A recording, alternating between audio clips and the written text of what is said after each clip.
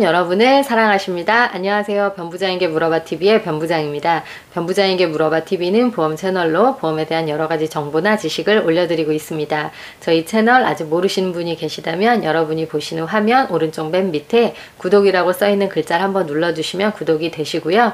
오늘 영상 들으시고 조금이라도 도움이 되셨다면 좋아요도 부탁드리겠습니다. 네, 오늘은 드론 영업배상보험과 드론 종합보험 중에 드론 종합보험에 대한 이야기를 좀 해드릴 텐데 오늘 조금 중요한 얘기니까 귀 기울여 주시고요. 끝까지 시청 부탁드리겠습니다. 네, 드론 종합보험과 드론 영업배상보험의 가장 큰 차이가 무엇이냐면 기체가 보장되느냐 기체가 보장되지 않느냐.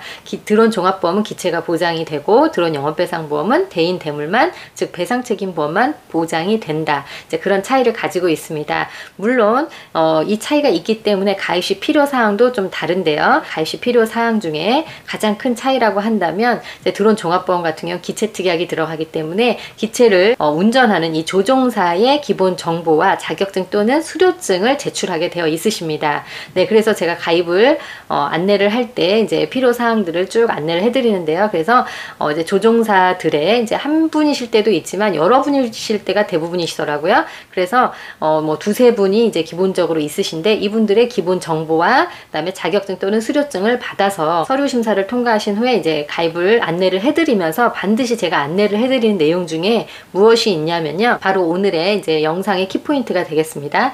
여러분들께서 드론 종합보험을 가입을 하셨어요. 그래서 조종사 뭐 처음에 가입할 때는 한 명이었어요. 어떤 분이 있으셨는데 이제 이 보험 가입을 하신 지 한 5개월 정도 지났는데 새로운 직원분이 들어오셨고 또 이 드론을 날리시게 된 거죠. 이분은 당연히 자격증이 있으신 분이십니다. 네, 이랬을 경우에 보험회사에 고지를 해달라는 것을 제가 말씀을 드리고 있습니다. 이 부분을 여러분 잊지 말아주셨으면 좋겠는데요. 그런데 이제 안타깝게도 얼마 전에 저희 고객님 중에 이 회사의 이제 담당자님께서 직원이 입사를 하셨고 또 자격증이 있으셨고 기존에 드론 종합보험에 가입한 드론을 이분이 이제 조정을 하셨다고 합니다. 그런데 안타깝게도 사고가 난 것입니다. 추락사고가 났는데 이제 전손이 된 거예요. 그래서 드론도 되게 비싼 드론이었습니다. 문제는 무엇이냐면 처음에 가입할 때 이제 조종사가 변경이 있으면 반드시 저에게 고지를 해 주십시오. 그리고 추가되셨을 때 추가된 조종사의 자격증과 기본 정보를 저에게 보내주셔야만이 제가 계약에 이제 첨부를 해서 변경을 해드립니다 라고 이제 말씀을 드렸지만 물론 이거를 기억하시는 고객님은 그리 많지 않을 거라고 생각이 듭니다. 그래서 반드시 오늘의 이 영상은 드론 종합보험을 가입하시는 모든 고객님께서는 꼭 한 번쯤은 들으셨으면 합니다. 이분 같은 경우 이제 사고가 났는데 이제 원칙적으로는 보험회사가 그 처음에 접수를 했을 때 보상이 되지 않습니다라고 얘기를 한 것이죠. 어떻게 보면 당연한 것이죠. 조종사가 등록이 안 된 사람이 운전을 하다가 났어요. 사고가. 보장을 해줄 수가 없는 거죠.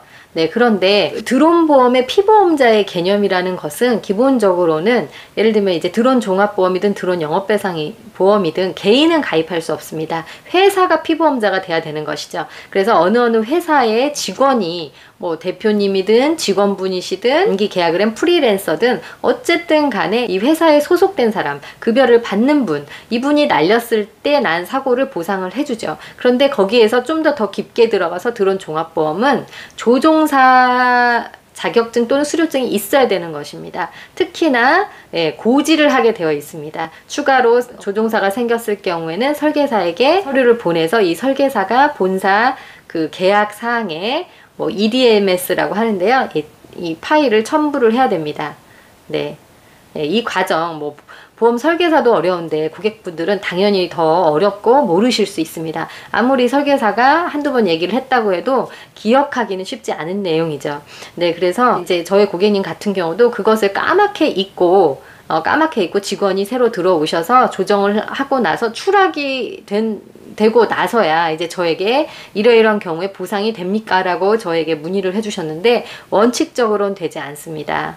라고 말씀을 드렸죠. 그리고 보험회사 본사로부터 처음에 들은 얘기도 DB손해보험에서 보상이 되지 않습니다 라고 얘기를 들은 것입니다. 그런데 이 상품은 이제 피보험자, 드론 종합보험과 드론 영업배상은 피보험자가 회사인 경우에 이제 직원들이 된다라고 하지 않았습니까? 이 직원은 확실한데 중간에 변경이라는 것을 하지 못했다는 이유만으로 직원이 확실하고 자격증도 있는데 보험금을 타지 못한다는 것이 조금 고객 입장에서는 많이 억울하실 수도 있고 안타깝고, 또 설계사가 보기에도 좀 이 부분은 좀 그 선처를 바랄 수 있겠다라는 이제 그런 생각이 들었습니다. 그래서 손해사정사에게도 설명을 잘 드리고, 그래서 손해사정사 께서 본사 얘기를 잘 해달라, 그리고 본사 직원분에게도 이제 잘 선처를 바란다 해서 정말 다행히도 오늘 전손이 돼서 큰 금액이었지만 보험회사가 이 부분을 감안을 해서, 이제 감안할 수 없는 그런 상황에 이제 약관에 절대 이렇게 안 된다라는 게 명시가 돼 있거나 이런 상품이라면 뭐 이런 선처가 될 수 없는 부분이겠죠. 그러나 이 상품 같은 경우는 직원이 추가됐을 때 그냥 추가하는 개념으로 변경을 하는 그런 시스템이기 때문에 조금 어려우실 수 있으면 이 부분이 이해가 안 되실 수 있습니다. 네, 그런 시스템이었기 때문에 어느 정도는 선처를 구할 수 있었던 것이죠. 그러나 계속해서 이런 일이 발생하면 절대 안 되겠죠. 원칙적으로는 안 되지만 어렵게 선처를 구해가지고 보험금을 타면 안 되는 것이죠. 그래서 앞으로는 반드시 이런 일이 없어야 되겠다 해서 이 영상을 촬영하고 있으니까요. 네, 여러분 이 영상을 보시고 드론 종합보험 가입하신 후에 드론 조종사가 추가가 되시면 반드시 담당 설계사에게 조종사의 기본 정보와 자격증 또는 수료증을 전달을 하셔가지고 계약에다가 추가해 달라고 요청을 반드시 해주시길 바라겠고요. 그래서 앞으로는 만약에 사고 났을 때 당황하지 않고 또 지체하지 않고 보험금이 잘 지급될 수 있기를 바라면서요. 오늘은 이것으로 영상을 마치도록 하겠습니다.